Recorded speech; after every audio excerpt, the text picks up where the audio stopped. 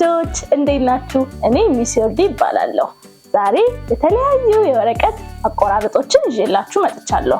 ስለዚህ ዛሬ በቀላሉ እንጀምርና ሌላ ጊዜ ደግሞ በጣም ቆንጆ የሆኑ ቅርጾችን መስራት አለማመዳችኋለሁ።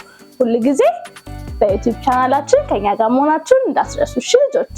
በመጀመሪያ ዛሬ መቀስ አያያዝን እናያለን።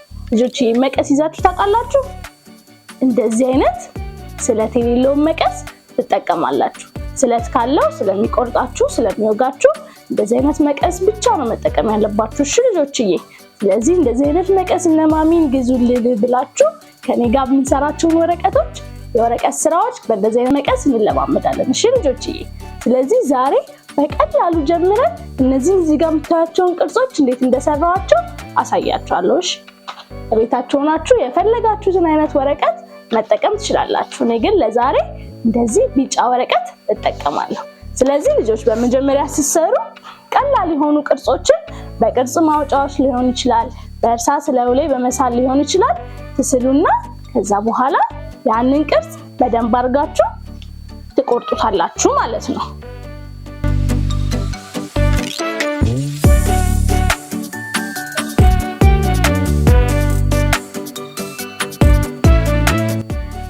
አያችሁ ልጆች እኔ አሁን እዚህ ጋር የአራት ማዕዘን ቅርጽ ስያለው እንዴት ነው የምቆርጠው አሳያችኋለሁ።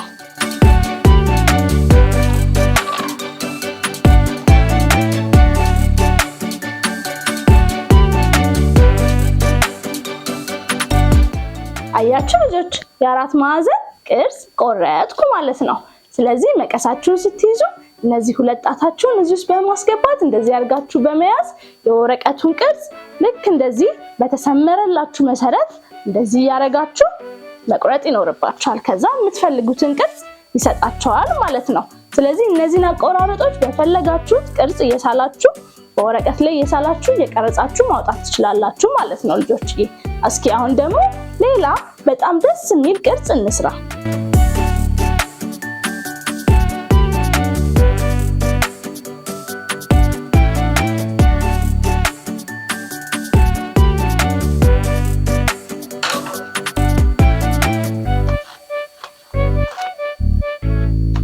አያችሁ ልጆች አሁን የልብ ቅርጽ ወይም ሀርት ሰርቻለሁ።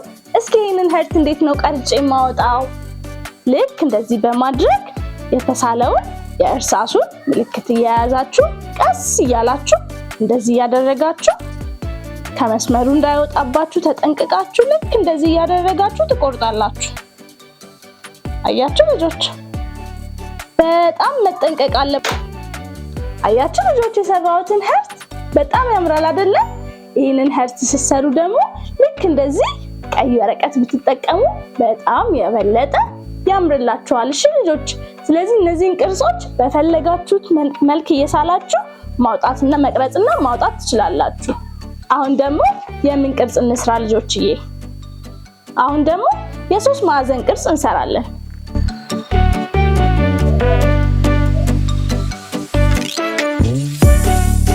ሶስት ማዕዘን ቅርጽ ስትሰሩ ልጆች የወረቀቱን የጫፍ ክፍል ከተጠቀማችሁ በጣም ቀላል ይሆንላችኋል። ስለዚህ እኔ የቺን የወረቀት የጫፏን ክፍል ተጠቅሜ እንደዚህ በመቁረጥ የትራያንግል ወይም የሶስት ማዕዘን ቅርጽ ሰራው ማለት ነው። አያችሁ እንዴት ቀላል እንደሆነ ልጆችዬ። ስለዚህ ሁላችሁም ቤታችሁ ሆናችሁ እነዚህ ቀላል የወረቀት አቆራረጥ ዘዴዎችን መማር ትችላላችሁ ማለት ነው። ስለዚህ ሰርክሎች አሉ፣ አራት ማዕዘኖች፣ ስታሮች፣ እነዚህን ሁሉ የወረቀት ስራዎች ከኔ ጋር ሁሉ ጊዜ ትማራላችሁ። ስለዚህ ሁሉ ጊዜ የሚስ ዮርዲን ስራ አሳዩኝ ብላችሁ ለማሚ ገብታችሁ ማየት ትችላላችሁ ማለት ነው። አያችሁ ትንንሾች አድርጌ እንዴት እንደሰራኋቸው። ስለዚህ እናንተም ቤታችሁ ሆናችሁ በቀላሉ መቀስ አያያዛችሁን አስተካክላችሁ ወረቀታችሁን አዘጋጅታችሁ በቀላሉ እንደዚህ አይነት ቆንጆ ቅርጾችን መስራት ትችላላችሁ ማለት ነው። ስለዚህ በሚቀጥለው ቪዲዮ ደግሞ በጣም ቀላል የሆነ ቆንጆ የወረቀት ስራ ይዤላችሁ እመጣለሁ እሺ ልጆችዬ።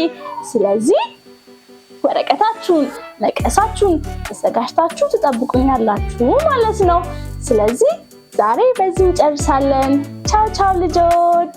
እነ ማሚን ደግሞ ሰብስክራይብ ሼር፣ ላይክ ማድረግ እንዳትረሱ በሏቸው። እሺ ቻው ልጆች።